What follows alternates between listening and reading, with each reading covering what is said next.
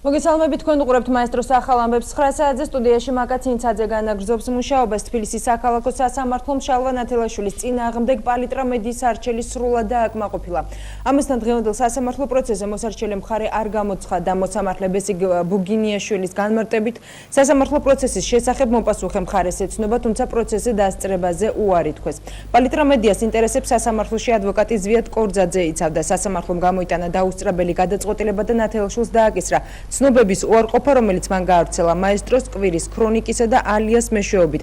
განცხადებებში ნათელაშვილი ბრალსდებდა მედია პალიტრას ბავშვებისთვის სკოლის წართმევაში მილიონების მიღებაში ბიძინა ივანიშვილისგან. პალიტრა მედიამ საქმიანი რეპუტაციის შემლახველი ცრუ ცნობების გავრცელებისთვის საქართველოს ლეიბორისტული პარტიის ლიდერ შალვა ნათელაშვილს სასამართლოში 2011 წლის დეკემბერში უჩივლა. მანამდე კი შალვა ნათელაშვილის ბრალდებების საპასუხოდ პალიტრა მედიამ განცხადება გაავრცელა, რომელშიც ლეიბორისტული პარტიის ლიდერს მის მიერვე გავრცელებული ინფორმაციის დასტურებელი ფაქტების მოყვანა ან საკუთარი სიტყვების საჯარო უარყოფა მოსთხოვა. გარდა ამისა, ნათელაშვილმა სარჩელი შეტანამდე მედია ჰოლდინგიდან მიწვევა და მის მიერ გავრცელებული ცნობების არარეალურობაში დასარწმუნებლად დოკუმენტაციის გაცნობის შეთავაზებაც მიიღო, თუმცა უარი განაცხადა. პალიტრა მედია სასამართლოში შალვა ნათელაშვილისგან ბრალდებების იმავე მედია საშუალებებით უარყოფას ითხოვდა, რომლითაც ეს ბრალდებები გავრცელდა. საინიშნა მოსამზადებელი სტრომა, რომელზეც არ გამოცხადდა როდესაც შალვა დასმის წარმომადგენელი, როგორც სასამართლომ განმარტა, მათ სტრომის დაწყებამდე ტელეფონით დაუკავშირდა და მათ დაადასტურეს, თუ იცოდნენ პროცესს, მაგრამ არ მოდიოდნენ.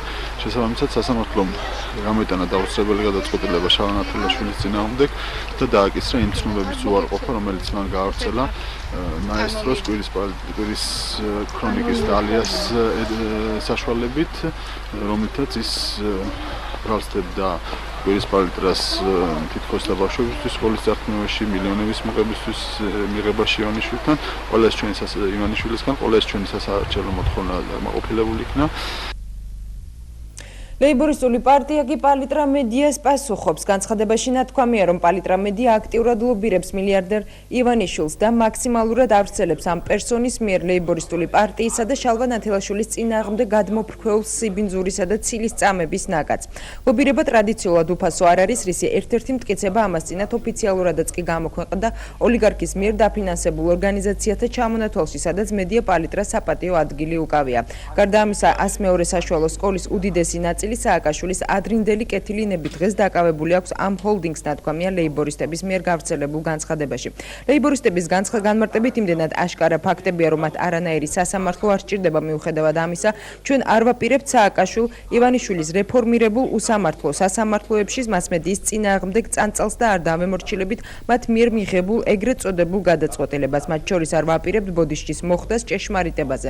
ამასთან პალიტრა მედიის ვითომ გამარჯვება სასამართლოში კიდევ ერთი დასტური 2 მილიარდერი სააკაშვილი ივანიშვილის მჭიდრო ალიანსისა, ნათქვამია ლეიბორისტების მიერ გავრცელებულ განცხადებაში.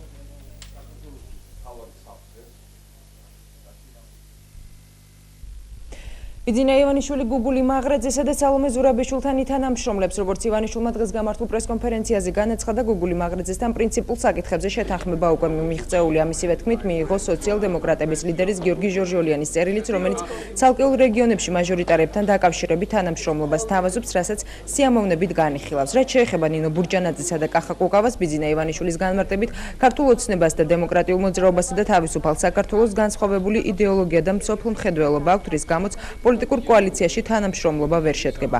მისივე თქმით, ორ სუბიექტს ივანიშვილის გარემოცვა ოპოზიციად განიხილავს და მათი კრიტიკისგან თავს მაქსიმალურად შეიკავებს.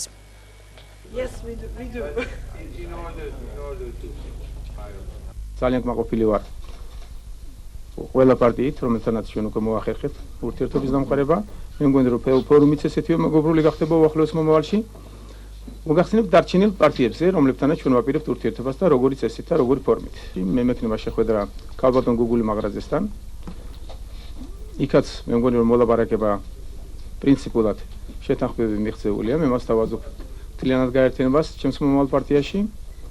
ასეთივე მოლაპარაკებები გვაქვს ქალბატონ სალომე ზურაბიშვილთან, თუმცა მას დაზუსტება ჭირდება კიდევ, თუმცა პოზიციები აქაც სამხრივად გასაგებია. პარტიები, რომლებიც ეჭვმიტყვანილი არიან ხელისუფლებასთან თანამშრომლობაში, ჩვენ მათთან ურთიერთობა არანაირი არ გვექნება, რამდენადაც ჩვენ მას განვიხილავთ ისეთივე რანგში, როგორც სახელმწიფო პარტიას. ასეთი ეჭვები ჩვენ არ გაგვაჩინია არც კუკავას პარტიასთან, არც ბურჟანაძის პარტიასთან, ამ ხრივ ჩვენთვის მისაღებია მათთან თანამშრომლობა, მაგრამ პოზიციები, სოფხედულობა თუ იდეოლოგია, რომელიც გააჩნია ჩვენს მომავალ პარტიას და ჩვენს პარტნიორებს, განსხვავდება მათი იდეოლოგიისგან. როდესაც კუკავას და ბურჟანაძეს მახსენებთ, მათ უნდათ ამით დაიწყონ. ჩვენ არც ერთ შემთხვევაში არ ვაპირებთ კუჩის აქციებით დაწყებას. ჩვენ გვინდა აუცილებლად მივიდეთ არჩევნებამდე. არჩევნებში დიდი გაყალბების შემთხვევაში 5% ჩვენ გადავიდანთ თავისუფლად, რაც დასაშვებია და რეალურად შეიძლება მოხდეს, ეს ვერაფერს ვერ გვავნებს რეალურად, მაგრამ თუ იქ 30%-იანი და იმის მსგავსი გაყალბები მოხდება, რა თქმა უნდა, ჩვენ გამოვალთ და კანონიერი გზით მოვახერხებთ ჩვენი ხმების დაცვას. თუ მიხეილ სააკაშვილს მართლაც სურს, რომ ისტორიაში რეფორმატორის სახელი დაიმკვიდროს, მან სამართლიანი და თავისუფალი არჩევნები უნდა ჩაატაროს. ბიძინა ივანიშვილმა დღეს საქართველოს და ამერიკის შეერთებული შტატების პრეზიდენტების შეხვედრა შეაფასა. ივანიშვილის განცხადებით, შეერთებული შტატების მთავარი მესიჯი იყო ის, რომ საქართველოში ხელისუფლების გადაცემა სამართლიანი არჩევნების გზით უნდა განხორციელდეს.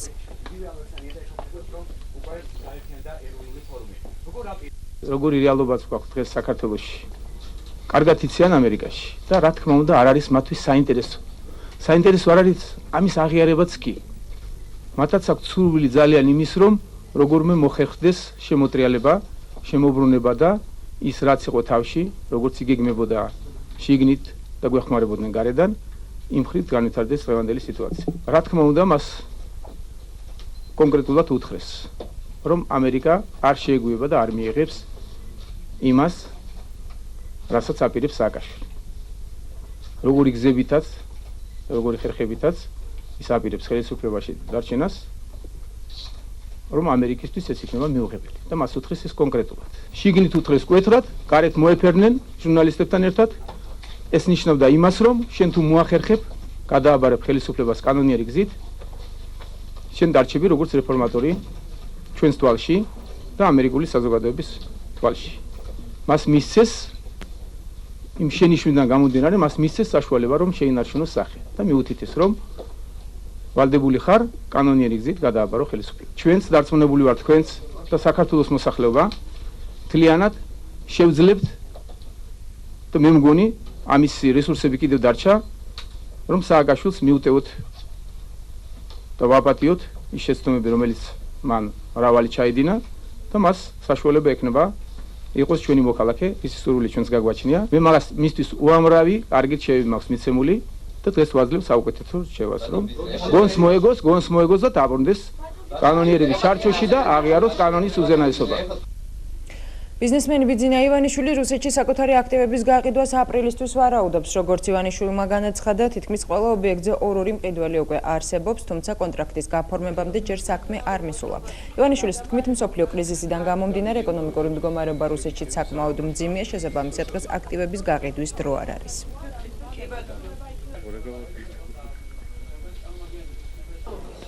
თითქმის ყველა ობიექტზეა ორ-ორი მყიდველი.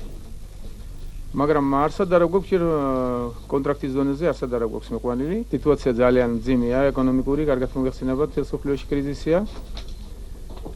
ამავდროულად რუსეთში არჩევნებია მარტში, ესეც ბიზნესმენებზე გარკვეულ ზეწობას ახდენს. მაგრამ მე მგონი, რომ აპრილამდე ყველაფრის რეალიზაცია. საზოგადოებრივი მოძრაობა ქართული ოცნების ცენტრალური ოფისის ხელმძღვანელი მაია ფანჯიკიძე ბიძინა ივანიშვილის პრესპიკერად დაინიშნა. ის საქართველოს ელჩი იყო გერმანიაში 2007-2010 წლებში კი იყო საქართველოს ელჩი ნიდერლანდებში. ფანჯიკიძეს ამ თანამდებობაზე უფლებამოსილება ვადამდე 1 წლით ადრე 2010 წლის 14 მარტს საქართველოს პრეზიდენტის ბრძანებულების საფუძველზე შეუწყდა. მიზეზად ჰოლანდიაში ერთ-ერთი ქართველი მაღალჩინოსნისა და მისი მეუღლის დაპატიმრება დასახელდა. თავად მაია ფანჯიკიძე მაშინ განაცხადა, რომ მისი გათავისუფლების მიზეზი ირაკლი ალასანიასთან ნათესაური კავშირი გახდა. ბიძინა ივანიშვილის პრესპიკერი ირაკლი ალასანიას ცოლის ნათია ფანჯიკიძის და.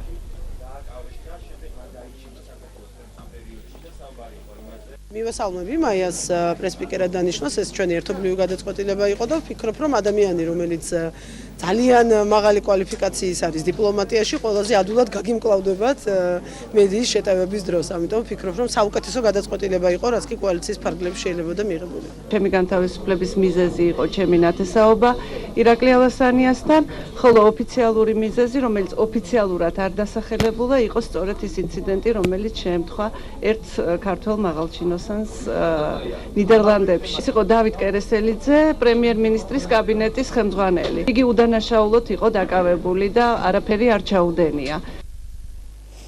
საქალაქო სასამართლომ მკივაზიანი სამხედრო ბაზის ჯარისკაცი იარაღის უკანონო შენახვა ტარების ბრალდებით 4 წლიანი პატიმრობა მიუსაჯა. ზაზა კობახიძის ადვოკატის ამ გადაწყვეტილებას პოლიტიკურს უწოდებს და ხელისუფლების მხრიდან ბიძინა ივანიშვილთან დაკავშირებულ პირებზე ზეწოლის განხორციელების მიზანს ხედავს. ბრალდებულის ადვოკატი ამბობს, რომ ზაზა კობახიძის სახელზე მხოლოდ ის იარაღია გაფორმებული, რომელიც თავდაცვის სამინისტროში ინახება.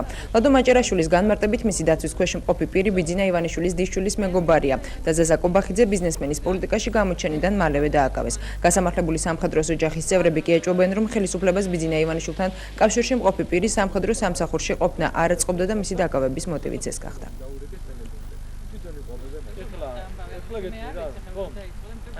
ჩვენ მივმართეთ სასამართლოს, დავაყენეთ შუამდგომლობები, რომ დაგვეკითხა ჩვენი მოწმეები, მივმართეთ სასამართლოს, მაგრამ სასამართლომ არ დაგვიყვაყოფილა ჩვენი შუამდგომლობა, დაეყნა მხოლოდ ბრალდების ხარის მტკიცებულებებს. სასამართლო წარიმართა მთლიანად თანასწორობისა და დამოუკიდებლობის და შეჯიბრებითობის პრინციპის სრული უგულებელყოფით და საქმეში დებს მხოლოდ სამი პოლიციელის ჩვენება და მოსამართლე დაეყნა მხოლოდ მათ ჩვენებებს და გამოიტანა გამომტყუნებელი განაჩენი. ამასთანავე ბრალდებული ზაზა კობახიძე ბოლო 6 წლის მანძილზე მსახურობდა საქართველოს ჯარში შეიარაღებულ ძალებში და ფიქრობდა ეჭვი და ვარაუდი გვაქვს იმის, რომ ეს არის პოლიტიკური ნიშნით განხორციელებული უკანონო დაკავება, იმიტომ რომ მოცემულ შემთხვევაში არ არსებობს არანაირი მოტივი და მიზეზი სხვა იმისა, რომ ბრალდებულისათვის გამოეტანათ ამგვარი უკანონო გადაწყვეტილება. მსახურობდა ბაზიანის პირველ საარტილერიო ბრიგადაში.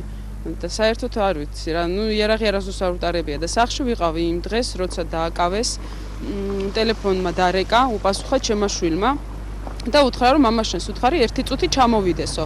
როცა ჩავიდა ზაზა ეზოში, უკვე აიყვანეს ეზოშივე. ხო და აქ თქმულება ბევრი რამე არის, ვთქვათ, რომ ის რო არ ჩავსულვარ ჩვენ ძირს და არ მივეშველეთ ხო ესე ვთქვათ, ეგაც რო არის, ჩვენ ჩავედით სულ 5 წუთში ეზოში და დაგვხვდა ესეთი სიტუაცია, რომ ბავშვმა დაინახა ფანჯრიდან და რო დაინახა რომ მამამისთან იყვნენ რამოდენიმე ადამიანი მისული, ის ვერ გაიფიქრა რა ხდებოდა და იფიქრა თუ მამამისს ცემდნენ და დაიძახა რომ დედიკო ჩქარა მამას ცემენო. რო ჩავედით ეზოში დახვდა სულ სხვა სურათი, რომ ზაზას უკვე აკავებდნენ. არასამთავრობო ორგანიზაციების ნაწილმა კი დღეს კონტროლის პალატასთან საპროტესტო აქცია გამართა. მათ კონტროლის პალატის მონიტორინგის სამსახურისის გადაწყვეტილება გააპროტესტეს, რომლის თანახმადაც არასამთავრობო ორგანიზაციას ახალი თაობა, ახალი ინიციატივა ფინანსური ანგარიშის შესახებ ინფორმაციის მოთხოვნა გაეგზავნა. შეგახსენებთ, კონტროლის პალატა ორგანიზაციას გაფრთხილებას აძლევს, რათა დროულად წარმოადგინოს ფინანსური ანგარიშბრუნვის შესახებ ინფორმაცია. ეს ორგანიზაცია ახალი თაობა და ახალი ინიციატივა, რომელთაგან ასოცირებული პირები კონტროლის პალატის განმარტებით დღესაც ეწევიან პოლიტიკურ საქმიანობას.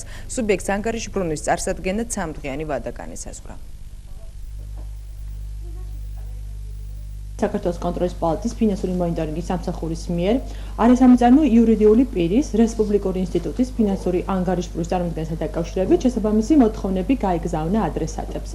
ფინანსური საქმიანობის შესახებ ინფორმაციის წარმოდგენა დაევალა ასევე ორგანიზაციას ახალი თაობა, ახალი ინიციატივა, რომელთან ასოცირებული პირები დღესაც ეწევიან აქტიურ პოლიტიკურ საქმიანობას. თქვენთვის ასევე ცნობილია, რომ საქართველოს კონტროლის პალატა ვალდებულია უზრუნველყოს წლიური საფინანსო დეკლარაციების ყველა დაინტერესებული პირებისათვის გაცნობა და საქართველოს კონტროლის პალატა დღის ბოლომდე მის ოფიციალურ ვებგვერდზე ატვირთავს წარმოდგენილ წლიური დეკლარაციის ფორმებს, ასევე იმ პოლიტიკურ პარტიებს, რომელთაც დღემდე არ წარმოუდგენიათ წლიური საფინანსო დეკლარაციები, განესაზღვრება 5 დღის ვადა. ეროვნულ-დემოკრატიულმა პარტიამ 95 წლის იუბილე პარტიის განახლებული თბილისის ორგანიზაციის პრეზენტაციით აღნიშნა. ედპ-ის ლიდერმა ბაჩუკი ქარდავამ საიუბილეო კონფერენციაზე თბილისის ორგანიზაცია და მისი ლიდერები თავად წარადგინა. ბაჩუკი ქარდავამ დღესვე საზოგადოებას ეგრეთ წოდებული მესამე გზა შესთავაზე, რომლის ფარგლებში ძედებენ ბრძოლა განუცხადა საქართველოში არსებულ ორ პოლიტიკურ პოლუსს. ერთი მხრივ ხელისუფლებას და ნაციონალურ მოძრაობას და მეორეს მხრივ მილიარდებით აღჭურვილ ხელისუფლების ანარეკლს. სწორედ ასე მოიხსენია ბიძინა ივანიშვილი დღეს ეროვნულ-დემოკრატიული პარტიის ლიდერმა.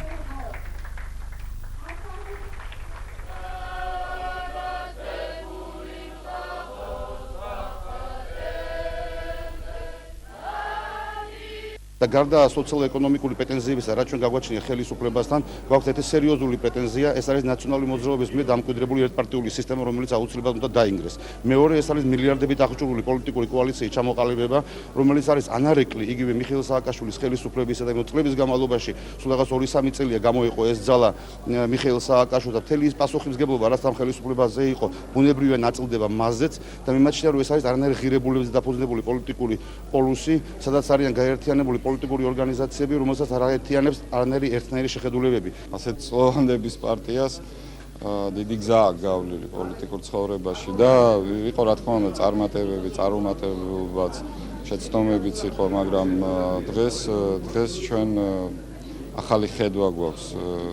ჩვენ ვართ პოლიტიკაში, ეს არის მთავარი და გვაქვს ჩვენი ამბიციები, ცხადია. გავიდა 95 წელი დაარსებიდან და აღდგენიდან 30 წელი.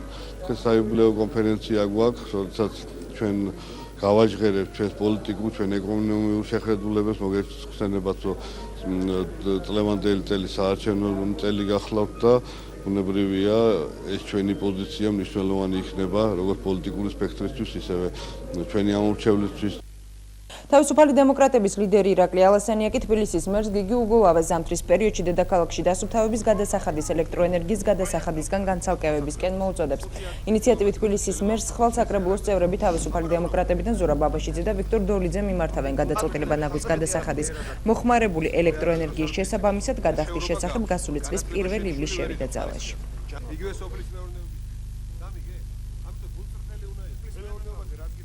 მე მინდა ინიციატივით მიმართო დედაქალაქის მერს უგულავას, რომ დროებით მაინც შეაჩეროს ის გადაწყვეტილება და აღარ იყოს მიბმული ზამთრის პერიოდში ელექტროენერგიის გადასახადი ნაგვის გადასახადთან და დასუფთავების გადასახადთან. ეს მისცემს საშუალებას თბილისელებს უფრო თამამად გამოიყენონ ელექტროენერგია, რომ ამ ზამთარს, ამ რთულ ზამთარს გაუძლონ. ამ ინიციატივით ბუნებრივია ჩვენი საკრებულოს წევრები ხვალვე შევლენ საკრებულოში და მიმართავენ მერს. ამ დროისთვის კი ელექტროენერგია მაღალმთიანი რაიონების 10,000 აბონენტს არ მიეწოდება. დიდთოვლობაზე იმსჯელეს დღეს მთავრობის ხდომაზე, რომელიც ზუგდიდში გაიმართა. როგორც ხდომის დაწყებამდე რეგიონული მართვისა და ინფრასტრუქტურის მინისტრმა რამაზ ნიკოლაიშვილმა ჟურნალისტებთან საუბრისას განაცხადა, მიუხედავად რთული მეტეოროლოგიური პირობებისა, ქვეყნის ცენტრალურ გზებსა და მაგისტრალებზე მანქანების გადაადგილება შეზღუდული არ არის და რთულ მონაკვეთებზე მიმდინარეობს შესაბამისი სამუშაოებიც. ენერგეტიკის მინისტრის მოადგილის ნინო ენუქიძის განმარტებით ენერგომომარაგების მხრივ რეგიონებში მნიშვნელოვანი შეზღუდვები არ ფიქსირდება. ამას გარდა დიდთოვლობასთან დაკავშირებით დღეს საგანგებო თათბირი მერიაშიც გაიმართა, რომელიც სხვა მედიისგან განსხვავებით მაესტროს გადამღები ჯგუფისთვის დახურული აღმოჩნდა.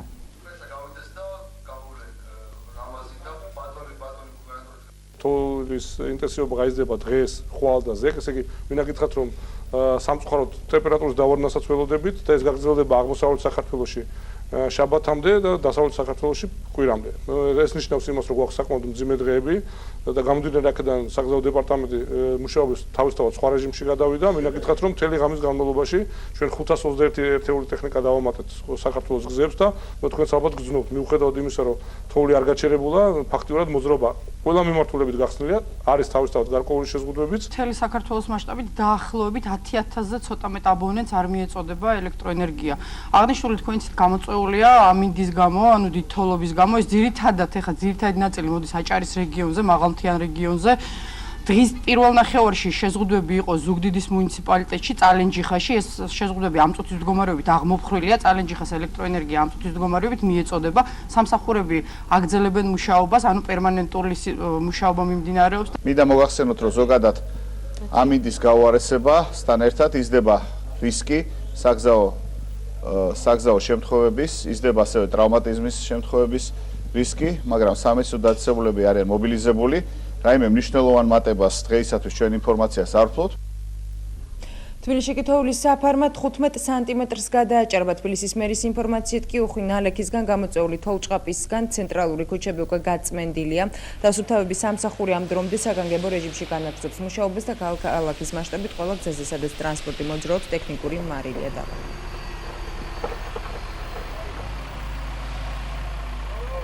ამ წუთისათვის დედაქალაქის ყველა ცენტრალური ქუჩა გახსნილი არის და თავისუფალი არის სატრანსპორტო საშუალებებისათვის მოძრაობა. ჩვენ დასუფთავების სამსახური საგანგებო რეჟიმში ვართ მობილიზებული და აღნიშნული სამუშაოები გაგრძელდება მანამ სანამ დედაქალაქში იქნება თოლცვენა და ყინვები. მინდა აღვნიშნო, რომ გუშინ ღამის განმავლობაში ჩვენ რამოდენიმეჯერ მოგვიწია მარილის დაყრა ქალაქის ქუჩებში და ჩვენ დავაყარეთ დაახლოებით 800 ტონა მარილი. ეს სამუშაოები გაგრძელდება, როგორც აღვნიშნე და ჩვენ ვიქნებით მობილიზებულები ამინდის გაუარესების შემთხვევაში. ამ დროისთვის არსად აღარ არის საცობი, ყველა გზა გახსნილია ქალაქში და ყველგან ვიმუშაობთ და მთელი ტექნიკა არის გამოსული, მარილი გვაქვს, ტექნიკა გარეთ არის და 24 საათიანი რეჟიმში ვიმუშაობთ. თითოეულობის გამო ქალაქის ტრავმატოლოგიურ განყოფილებას განსაკუთრებით ბევრი დაზარალებული აკითხავს. ექიმების განმარტებით ბოლო დღე-ღამის განმავლობაში სხეულის სხვადასხვა დაზიანებითა და მოტეხილობით ტრავმატოლოგიურ განყოფილებაში 44 პაციენტი მიიღეს.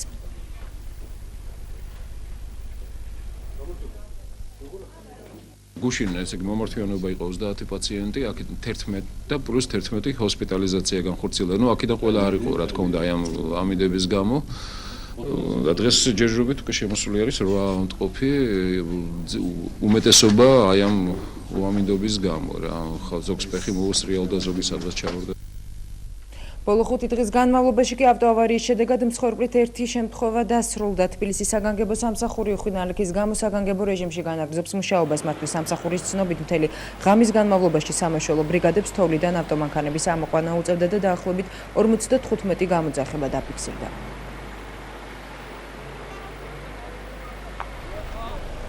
გაძლიერებული ვართ 5 ჯგუფით, მაგალითად თუ იყო 5 ჯგუფი გამختارია 8-9 ჯგუფის სამაშველო ჯგუფები, აგრეთვე სახანძრო მიმართულებითაც გაძლიერებული ყოს ჯგუფები, ვინაიდან შეტყობინებებს მომატებული აქვს, საგრძნობლად მომატებული აქვს, ხანძრებმაც იმატა და შემთხვევებს ხო აქვს და აქვს, ვინაიდან ამისთან ამინდებში ახლა ბევრი არის როგორც ავტოსაგზაო შემთხვევები, ასევე მანქანების გზიდან გადასვლები, გადავარდნები, ჩავარდნები და ეს უკვე ქმნის დიდ საცობებს. სამწუხაროდ ერთი ფაქტი არის დაფიქსირებული, ავტოშეძახებიდან გამომდინარე ერთი ადამიანი დაიღუპა და ორი მძიმედ იყო გადაყვანილი, მაგრამ ეს ამდენი შემთხვევებიდან გამომდინარე, რომ ვთქვათ, საერთო ჯამში ნორმალურია. მთელ საქართველოში დღეიდან 3 დღის განმავლობაში თოვა მოსალოდნელი გარემოს დაცვის სამინისტროს მონიტორინგისა და პროგნოზირების ცენტრის ინფორმაციით ქვეყნის მთელ ტერიტორიაზე რვიდან 10 თებერვლის ჩათვლით თითოვებს შემდეგ გამოიდარებს, თუმცა ნალექის შეწყვეტასთან ერთად ყინვა გაძლიერდება. დღეს თბილისში -2, ხოლო ღამით -4 გრადუსი დაფიქსირდება. ძლიერი ყინვის გამო გაყინულია კუს ტბა და თბილისის ზღვა, ასევე ლისის ტბა. თითოეულობამ საქართველოს საავტომობილო გზების რამდენიმე მონაკვეთზე გადაადგილების შეზღუდვაც გამოიწვია. ზავს საშიშროების გამო კი ჩაკეტილია ჯვრის უღელტეხილი. ქვეყნის ცენტრალურ მაგისტრალზე კი ყველა სახის ავტოტრანსპორტის მოძრაობა ამ დროისთვის თავისუფალია. როგორც საავტომობილო გზების დეპარტამენტში აცხადებენ, უწყება საგანგებო 24 საათიან რეჟიმში მუშაობს. თბილისის საერთაშორისო აეროპორტი კი ჩვეულ რეჟიმში განაგრძობს მუშაობას. დღეისათვის თოვლიანი ამინდი და ყინვა ისევ ძალაში რჩება, ხვალ მთელ საქართველოში თოვლის ინტენსივობა შემცირდება, მაგრამ არადრადი პროცესების გამო ჩვენ ვერ ვიტყვით, რომ მთლიანად თოვლი არ გვექნება საქართველოში. ყინვა ისევ ძალაში რჩება როგორც დასავლეთში, ისე აღმოსავლეთში. 11-დან გაუმჯობესებას ველოდებით. თითოეულობისა და ყინვის გამო ქვეყანაში სასწავლო პროცესი 13 თებერვალამდე შეჩერდა. ამის შესახებ განათლებისა და მეცნიერების მინისტრმა დიმიტრი შაშკინმა განაცხადა. მინისტრმა სწავლის შეწყვეტის შესახებ განკარგულებას ხელი უკვე მოაწერა. მისი განმარტებით უამინდობის გამო საქართველოს სკოლების უმეტესობაში დღეს სასწავლო პროცესი ჩაიშალა. გაცდენილი სასწავლო აკადემიური საათების ანაზღაურება კი მომავალი კვირიდან მოხდება და მოსწავლეები სკოლაში შაბათსაც ივლიან. ამასთან დიმიტრი შაშკინის ინფორმაციით სამინისტროს ინფრასტრუქტურის სააგენტო უკვე დაავალა შეისწავლოს უამინდობისგან სკოლებისთვის მიყენებული ზარალი. დროებით დაიხურა საბავშვო ბაღებიც. უამინდობის გამო ყველაზე რთული ვითარება კახეთში, სამცხე, ჯავახეთსა და მცხეთა მთიანეთში. უამინდობის შედეგად ბავშვები სკოლიდან და საბავშვო ბაღებიდან ქუთაისშიც დაითხოვეს. მინისტრის დადგენილება არისო, ჩვენ ასე გვეთხრეს და შეწყვეტეს სწავლა. დაგვირეკეს, წაიყვანეთ ბავშვები. ცუდამით მეტყველებენ სინოპტიკოსები და შეიძლება მართლა იყოს, არაა გამორიცხული. ყინვები არის და უშავათამდე გვასვენებენ. თითოეულობის გამო კი კახეთში 30-ზე მეტი სოფელი გარესამყაროს არის მოწყვეტილი. ანალოგიური სიტუაცია ახმეტის რაიონში, ილდოს ხეობის 5-ვე სოფელში და ყვარელის რაიონში, წობას ხეობის 3 სოფელში, სადაც რამდენიმე ოჯახი ცხოვრობს. მთის სოფლებში კი თოვლის სიმაღლე 9 მეტრს აჭარბებს და როგორც ადგილობრივება კახეთის საინფორმაციო ცენტრს განუცხადეს, ისევ ინტენსიურად თავს. თელავი-გურჯაანი თბილისის ცენტრალურ ავტომაგისტრალზე კი მოძრაობა შეზღუდულია. გზის დიდ მონაკვეთებზე ტექნიკური მარილი დაყარეს, თუმცა თოვს და მსუბუქ ავტომანქანებს გადაადგილება უჭირთ. პრობლემები შეექმნათ დიდთოვლობამ შიდა ქართლშიც გორში დილიდან შეფერხებული იყო ავტომობილებით გადაადგილება, რაც მოგვიანებით გზებზე ჩატარებული შესაბამისი სამუშაოების შედეგად ნაწილობრივ მოგვარდა. პრობლემად რჩება ქალაქის გარეუბნების მოყინული გზები. თოვლის საფარმა გორში დღეს 15 სანტიმეტრს, ხოლო სოფლებში 20 სანტიმეტრს მიაღწია. კოალიცია არჩევანის თავისუფლებისთვის 2012 წლის საბიუჯეტო სახსრების საარჩევნოდ გამოყენების ფაქტებზე საუბრობს. კოალიციის წარმომადგენელთა განმარტებით ბიუჯეტის ხარჯვით ნაწილში ზოგიერთი ისეთი ხარჯია, რომელიც პირდაპირ თუ ირიბად უკავშირდება ამ მომრჩეველთა მოსყიდვას. ცალკეული ხასიათის ღონისძიებები და ხარჯები რაც წინა წელში უფრო დეტალურად იყო წარმოდგენილი, ამ წელს ცოტათი უფრო შემჭიდროვებული ფორმით არის წარმოდგენილი. გარდა ამისა, პროგრამული ბიუჯეტის ფორმა, რომელსაც წესით ბიუჯეტის მეტი გამჭვირვალობა უნდა უზრუნველყო, ფორმალობად არის ქცეული. მეორე მნიშვნელოვანი მომენტი, რაც უკავშირდება უშუალოდ არჩევნებს, არის ცალკეული ახალი ინიციატივები და ხარჯები ხელისუფლების მხრიდან, რომელიც პირდაპირ მიმართული არის საარჩევნო ხმების და დივიდენდების მოპოვებისკენ. ეს ეხება ინფრასტრუქტურის რეაბილიტაციის ხარჯებს, ეს ეხება სოფლის მეურნეობის ცალკეული მიმართულებების დაფინანსებას, სოფლის მხარდაჭერის პროგრამას, პენსიების ზრდასთან დაკავშირებულ ხარჯებს. წინა წლებისგან განსხვავებით, ბიუჯეტის დიდი ნაწილი ჩაშვებული არის თვითმმართველობებში, იმიტომ რომ ცენტრალურ ბიუჯეტზე მეტი კონტროლია და არის ხოლმე მე ასე ვთქვათ, გამოთქმული საყუდურები, რომ ცენტრალური ბიუჯეტი ეხარჯება არადანიშნულებისამებრ. აქ არის ყველაფერი ჩაშვებული ქვევით, იქ სადაც კონტროლი არ არის ადგილობრივ თვითმმართველობებში და არის მნიშვნელოვანი საკითხი. ყოველთვის იყო საუბარი, რომ ქართული ბიუჯეტი არის, ასე ვთქვათ, არადეტალიზებული. ეს ბიუჯეტი არის რეკორდულად არადეტალიზებული. უცებ თუ 3000 სხვადასხვა დეტალი და საკითხი იყო გაწერილი, დღეს არის 1500-მდე დასრულებული. დემოკრატიული მოძრაობა ერთიანი საქართველოსთვის დიმიტრი ლორთქიფანიძის ინიციატივას ეხმაურება. ნინო ბურჯანაძის განცხადებით ის უერთდება წინადადებას იმასთან დაკავშირებით, რომ დროა გაფორმდეს მემორანდუმი და უკლებლივ ყველა პოლიტიკურმა ძალამ ადამიანის უფლებათა დაცვის ერთობლივი მონიტორინგი განახორციელოს. პარტიის ლიდერის განცხადებით ამ დროისთვის საქართველოში ასამდე პოლიტიკური პატიმარია, მათ შორის არიან 26 მაისის ღამით დაკავებული ადამიანებიც. ჩვენ ვაცხადებთ მზაობას, რომ ამ მემორანდუმზე მუშაობა თუნდაც ეხლავე დავიწყოთ ბატონ დიმიტრი ლორთქიფანიძესთან და სხვა პოლიტიკური პარტიის წარმომადგენლებთან, რათა ერთხელ და სამუდამოდ ამ საკითხთან დაკავშირებით მაინც შედგეს ერთობა. ზურაბ ვაზაგაშვილის დაბადების დღესთან დაკავშირებით ხვალ სანაპიროზე აქცია გაიმართება. აქცია ორგანიზებულია ახალგაზრდული ორგანიზაციების მიერ და მასში მონაწილეობას ზურაბ ვაზაგაშვილის ოჯახის წევრები და ახლობლებიც მიიღებენ. 2006 წელს შეგახსენებთ სანაპიროზე კორტებთან ჩატარებულ სპეცოპერაციას ორი ახალგაზრდა ზურაბ ვაზაგაშვილი და ალექსანდრე ხუბულოვი ემსხვერპლა. სამართალდამცავების ინფორმაციით სპეცოპერაციისას გარდაცვლილები კრიმინალური ქმედების ჩასადენად მიდიოდნენ. ხვალ 2 საათზე უნდა მოვიდეთ ჩვენ და გავაპროტესტოთ მიუხედავად ამინდისა, მიუხედავად ტემპერატურის დაცემისა და უნდა თქვა ჩვენი სათქმელი, რომ არა იმ რეჟიმს, რომელიც უკანონოდ ატარებს სისხლიან სპეცოპერაციებს და შემდეგ უკვე გარდაცვლილ ადამიანებს სილს სწამებს, რომ თითქოს და ისინი კრიმინალები იყვნენ და იქეთ ჩაცხრილული ადამიანები და იქეთ დახვრეტილი ბიჭები გამოაცხადეს მკვლელებად. თითოეულ ადამიანს, ეს იქნება პარტიული წარმომადგენელი თუ არასამთავრობო ეგეთის არასამთავრობო ორგანიზაციის წარმომადგენელი, მხოლოდ მოვიდეს ყველანაირი რეგალიების გარეშე და დააფიქსიროს თავისი აზრი და დაგვიდგეს გვერდში ამ აქციაში. კიკუძის ბაღის ტერიტორიაზე კი მშენებლობის წამოწყების საწინააღმდეგო საპროტესტო აქცია გაიმართა. რამდენიმე ათეულმა ადამიანმა, მათ შორის პოლიტიკური პარტიებისა და არასამთავრობო ორგანიზაციების წარმომადგენლებმა და ნაძალადევის რაიონის მაცხოვრებლებმა თბილისის მერიისგან და საკრებულოსგან პარკის ტერიტორიაზე მშენებლობის აკრძალვა მოითხოვეს. აქციის მონაწილეების განცხადებით 5000 კვადრატული მეტრის ფართობის ტერიტორიაზე, რომელიც უკვე შემოღობილია პოლიციის შენობის აგება-იგეგმება, რის შედეგადაც გაიჩეხება ათეულობით ხე ადგილობრივ მოსახლეობას კი დასვენების, ვარჯიშისა და განტვირთვისთვის საჭირო ზონა მნიშვნელოვნად შეეზღუდება. აქციის ერთ-ერთი ორგანიზატორის პარტია თავისუფალი დემოკრატების ლიდერი ვიქტორ დოლიძის განცხადებით, თბილისის მერიისა და შინაგან საქმეთა სამინისტროს ბრძანებით რეკრეაციულ ზონაში მშენებლობის წამოწყება სრული უკანონობაა. მისივე განმარტებით თავისუფალი დემოკრატები ამ საკითხს მომავალ კვირას საკრებულოს სხდომაზე გაიტანენ. ამასთან როგორც აქციის მონაწილეები აცხადებენ, მშენებლობის აკრძალვის მოთხოვნით ხელმოწერების შეგროვება და შემდგომ სასამართლოში სარჩელის შეტანაც იგეგმება. ამ რაიონის მაცხოვრებლები, ბავშვები ამ ბაღში გაიზარდა და მეორეც კიდე ხანდაზმული ხალხი ამ ბაღში ისვენებს.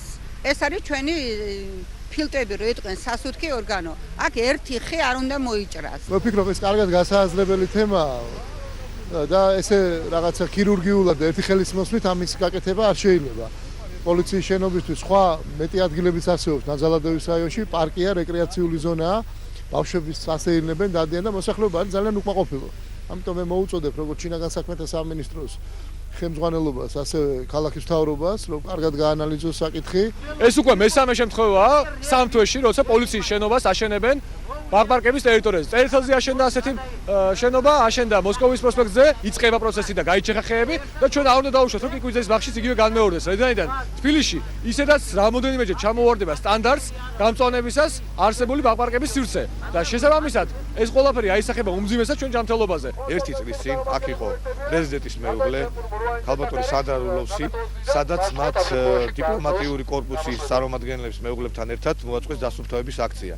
და ესეთი განზრახვა იყო, რომ მივაქციოთ ამ ბაღს ყურადღება და ეს არეკრეაციო ზონები პრით გავითარდეს. ეხლა რაზღვებულად აშენებენ პოლიციის შენობას, ჯერ კანონის დარღვევაა, რომ ანუ შენდება მშენებლობა და ბანერი არ არის თუ რა უნდა აშენდეს. მინდა გავაპროტესტოთ ხელისუფლების ის არასწორი მიდგომა და არასწორი დამოკიდებულება, როგორც ქალაქის საკრეაციო ზონებთან, ასევე მთლიანად ეკოლოგიურ გარემოსთან და ამის ნათელი მაგალითია ის პოლიტიკა, რომელსაც ხელისუფლება ახორციელებს ამ ბოლო წლების მანძილზე, ანუ იჩეხება ერთი ხელის მოსმით ქალაქის სარეკრეაციო ზონები.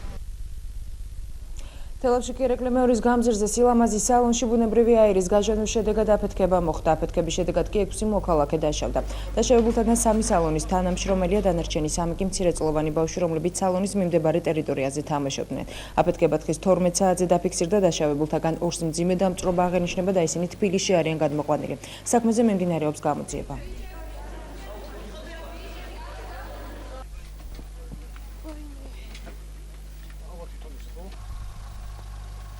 აფეთქების ხმა გავიგეთ, სადღაც 12 საათი იყო და გავედით გარეთ და ხანძარი იყო გვერდით სალონში, გოგონები გამორბოდნენ, გამოვიდნენ, მივეხმარეთ, ჩავაქრეთ ხანძარი და როგორც ამბობენ, გაზის გაჟონის შედეგად მოხდა ეს ყველაფერი. მოყვანილი იქნა 3 პაციენტი, რომლებსაც ჰქონდათ აღენიშნებოდათ თერმული დამწვრობები სახის არეში, 3-ს ჰქონდა სახე დამწვარი, 2-ს ჰქონდათ კიდურებზე დამწვრობები მეორე მესამე ხარისხისა, 2 მათგანი რომელიც შედარებით მძიმე მდგომარეობაში იყო და სახე იყო მეტად დამწვარი, გაიგზავნა თბილისის დამწვრობის ცენტრში.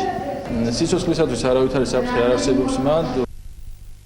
დღეს ბათუმში ახალი მემარჯვენეების საქალაქო ორგანიზაციის კონფერენცია გაიმართა. კონფერენციაზე პარტიის წარმომადგენლებმა ბათუმის ოფისის ახალი ხელმძღვანელი ჯუმბერ თავარდქილაძე აირჩიეს. გარდა ამისა შეხვედრას პარტიის ლიდერები დავით გამყრელიძე, მანანა ნაჭყებია, მამუკა კაციტაძე და აჭარის პარტიული წარმომადგენლები ესწრებოდნენ. როგორც აჭარის უმაღლესი საბჭოს არჩევნებისათვის, ასე საქართველოს პარლამენტის არჩევნებში ჩვენ გავალთ დამოუკიდებლად. აჭარაში და კერძოდ ბათუმში გარკვეული პერიოდის განმავლობაში ჩვენ გქონდა პარტიული მუშაობის გარკვეული ჩავარდნა, ამიტომაც დღეს ბათუმში ტარდება ახალი მემარჯვენეების ბათუმის საქალაქო ორგანიზაციის კონფერენცია, რითიც ფაქტიურად აღდგება ის მუშაობა და ჩვენი ძალა, ენერგია, ჩვენი წინადადებები, ჩვენი შეთავაზებები უკვე სწორედ ამ ორგანიზაციის მეშვეობით გაეცნობათ ბათუმელებს და ბათუმში გაცოცხლდება, ასე ვთქვათ, ახალი მემარჯვენეების პარტიული მუშაობა. 2012 წელი უკაცრავად არის გადამწყვეტი წელი, იცით თქვენ კარგად, რომ პარლამენტის თვისობრივი შეცვლა უნდა მოხდეს. ჩვენ მივდივართ იმ გზით, რომ მრავალპარტიული გავხადოთ პარლამენტი და ეს იყო ჩემთვის მისაღები. ანუ მემარჯვენეების პოზიცია და ჩემი პოზიცია ამ დროს დაემთხვა ერთმანეთს და მე გადავწყვიტე, რომ მემარჯვენეებთან ერთად ვიბრძოლო აი ამ პოზიციის გასამყარებლად. ბათუმში კი აეროპორტის მიმდებარე ტერიტორიაზე 38 ოჯახს გასახლება ემუქრება. ყოფილი სამხედრო დასახლების ტერიტორიაზე მცხოვრებ მოსახლეობას 15 მარტისთვის საცხოვრებლის დატოვება მოუწევთ. ადგილობრივთა ნაწილს საცხოვრებელი ფართი პრივატიზებული არ აქვს. ტერიტორიაზე ბათუმის მერია გამწმენდი ნაგებობის დამხმარე შენობის აგებას გეგმავს. მოსახლეობასთან კი მერიის წარმომადგენლები მოლაპარაკებებს აწარმოებენ. მერიის ადმინისტრაციის ხელმძღვანელის განცხადებით იმ მოქალაქეებს, რომელთაც ფართი პრივატიზებული აქვთ, მერია ჯერ ბინებს დაუქირავებს, მოგვიანებით კი ალტერნატიულ ფართს შესთავაზებს. მოსახლეობა ადგილობრივი ხელისუფლებისგან მყარ სამართლებრივ გარანტიებს ითხოვს. მოსახლეობა იქნებოდა გასული ნაქირავებ ბინებში, ანუ ბინები უნდა ვიქირავოთ ჩვენ. ბოლო არა, ხარჯებს მერია ანაზღაურებს, რა რაოდენობის თანხაზეა საუბარი, ჯერ არ ვიცით, იყო საუბარი, რომ სათითაოდ პიროვნულად იქნება გამოძახებული, დაბარებული მერეს უყველა ეს მაცხოვრებელი და ინდივიდუალური შეთანხმებები იქნება უყველასთან. ნაქირავებს მათ თვითონ ახავენ, დააკმაყოფილებენ ხელშეკრულებაში, ჩადებენ იმ საბუთებს, რაც კანონია შეესაბამება, მაშინ შეიძლება წავიდეთ ყველანაირად იმაზე, თანხმობაზე, მაგრამ უნდა მოხდეს იმის ახალი ბინა, სადაც შენებარი ბინა არის, იმის გაფორმება, დაკანონება. პირველ რიგში ყველაზე მეტად ჩვენ ვზნავთ ხოლმე, რომ ნაკისი ვალდებულება დროულად შევასრულოთ. აქედან გამომდინარე, ამით რისკმა მინდა. ნებისმიერ შემთხვევაში ურთიერთობა მოწესრიგდება კონტრაქტის საფუძველზე, სანოტარო წესით დამოწმებული ხელშეკრულების საფუძველზე. ხარეს უფლება აქვს, უпроსტად მერიას უფლება აქვს ამ შემთხვევაში, ან წავიდეს ექსპროპრიაციის ამ იძულებითი გზით, ან მივიდეს და ელაპარაკოს მესაკუთრეებს. ჩვენ ავირჩიეთ მეორე გზა. ველაპარაკოთ მესაკუთრეებთან ნებაყოფლობით მივახციოთ შეთანხმებას და ამ პროცესის დასრულება მოხდეს ნებაყოფლობით. თუმცა ეხლა ისიც უნდა ვთქვათ, რომ თუ არსებობს საზოგადოებრივი აუცილებლობის წინაპირობებით და თუ ვერ იქნება მიღწეული შეთანხმება ეხლა კონკრეტულ მესაკუთრესთან, იმის მიმართ აუცილებელი საზოგადოებრივი საჭიროების შესახებ საქართველოს გათვალისწინებული ღონისძიებები განხორციელდება. დღეს ქუთაისში დავითობა აღინიშნა, სადაც პარლამენტის თავმჯდომარემ გელათი მოინახულა და წირვასაც დაესწრო. გელათის შემდეგ დავით ბაქრაძემ ცენტრალურ მოედანზე მიმდინარე სარეაბილიტაციო სამუშაოებიც დაათვალიერა. მოედნის რეაბილიტაცია მიმდინარე წლის მაისისთვის არის დაგეგმილი და დაახლოებით 5 მილიონი ლარი დაჯდება. დავით აღმაშენებლის ხსენების დღესთან დაკავშირებით საქართველოს კულტურული მემკვიდრეობის დაცვის ეროვნულმა სააგენტომ გელათის აკადემიაში ახლად გამოცემული ალბომის გელათური ხელნაწერების პრეზენტაციაც გამართა. დავითობა დღეს ქუთაისში გამართული საზეიმო კონცერტი დასრულდება. წმინდა დავით აღმაშენებლის ხსენების დღეა და დავით აღმაშენებელი არის სიმბოლო საქართველოსთვის, ქვეყნის გამთლიანების და გაერთიანების, სიმბოლო ქვეყნის უსაფრთხოებისთვის ბრძოლის, სიმბოლო შენების და აღშენებლობის და რეფორმების. დღესაც ისე როგორც მის ეპოქაში და როგორც ყოველთვის ჩვენი ისტორიის განმავლობაში საქართველოს სჭირდება შენება და აღშენებლობა, სჭირდება რეფორმები, სჭირდება გამთლიანება და ეს ყველაფერი არის იმის საფუძველი, რომ ჩვენთვის დავით აღმაშენებელი იყო, რჩება და ყოველთვის იქნება ყველა ქართველისთვის ალბათ როგორც სრულიად გამორჩეული ისტორიული ფიგურა. ძალიან ლამაზი ცენტრი გამოდის, უკვე თითქმის დასრულდება, სადღაც თვის ბოლომდე დასრულდება ამ ქვაფენილის დაგება, პლუს ამას ორმაის იცით რომ ისედაც იხსნება მთლიანად შადრევანი, უკვე დამზადებულია ფიგურები, ამის გარდა მთავრდება უკვე რეაბილიტაცია, უკვე დასასრულს უახლოვდება, უკვე სულ რამდენიმე დღეში ველოდებით მესხიშვილის თეატრის სკამებს და უკვე ვიწყებთ უკვე რეაბილიტაციას ამ სახლების, ასე რომ ეს იქნება ერთ-ერთი საუკეთესო ცენტრი ზოგადად ქვეყანაში. ეს ერთ-ერთი პროექტია, ეს ერთ-ერთი ის პუბლიკაცია, რომელიც თავს უყრის გელათში დაუნჯობულ უძვირფასეს ხელნაწერებს. ამ კრებულის გამოცემა ფაქტიურად ჩვენ ძალიან იულად და ერთი შეჯამებით გვაჩვენებს იმ მრავალსაუკუნოვან სიმდიდრეს, რომელიც აქ ინახება. გელათი იყო შუა საუკუნეების საქართველოს ერთ-ერთი გამორჩეული სამწიგნობრო ცენტრი, სადაც ითარგმნებოდა, იწერებოდა ხელნაწერები და გარდა ამისა სხვადასხვა დროს, სხვადასხვა მიზეზით, ვთქვათ, გაუქმებული სავანეებიდან ხელნაწერები ხვდებოდა შემდეგ გელათში. პირველ რიგში ყველას მინდა მიულოცო დღევანდელი დღე და ძალიან მოხარული ვარ, რომ ქუთაისში ამ კონცერტში მივიღე მონაწილეობა, სადაც ქუთაისის სიმღერის და ცეკვის ანსამბლთან ერთად შევასრულე რამოდენიმე სიმღერა. სასჯელ აღსრულების პრობაციისა და იურიდიული დახმარების საკითხთა მინისტრი ხათუნა კალმახელიძე დღეს ზუგდიდის გამგეობის ხდომათა დარბაზში ადგილობრივი ხელისუფლების წარმომადგენლებსა და მოქალაქეებს შეხვდა. მინისტრმა შეხვედრაზე პენიტენციურ სისტემაში განხორციელებული რეფორმების ეფექტურობაზე ისაუბრა. ხათუნა კალმახელიძის განცხადებით, სამინისტრო გეგმავს შექმნას იურიდიული დახმარების მობილური ჯგუფები, რათა მოსახლეობისთვის მეტად ხელმისაწვდომი გახდეს იურიდიული კონსულტაცია. ჩვენ ვაპირებთ შევქმნათ იურიდიული დახმარების მობილური ჯგუფი, რომელიც ყოველთვის იმგზავრებს და იქნება ხალხის სასურველ ადგილას მიაწვდის ხალხის იურიდიულ კონსულტაციებს. ჩვენ გეგმაში გვაქვს, რომ წელს დავიწყოთ ახალი პატიმრობის და თავისუფლების აღკვეთის დაწესებულების მშენებლობა ლაითურში, გურიაში, რომლის შედეგადაც ჩვენ საბოლოოდ დავხურავთ ყველა არსებულ დარჩენილ ძველ დაწესებულებებს, რომელიც ჩვენ ვარდების რევოლუციის შემდგომ მძიმე მემკვიდრეობით შემოგრჩა. მაქტიკომიკი მომხმარებელს კიდევ ორ სიახლეს თავაზობს, ეს არის უსადენო ინტერნეტი და ორ სიხშირიანი უსადენო მოდემი.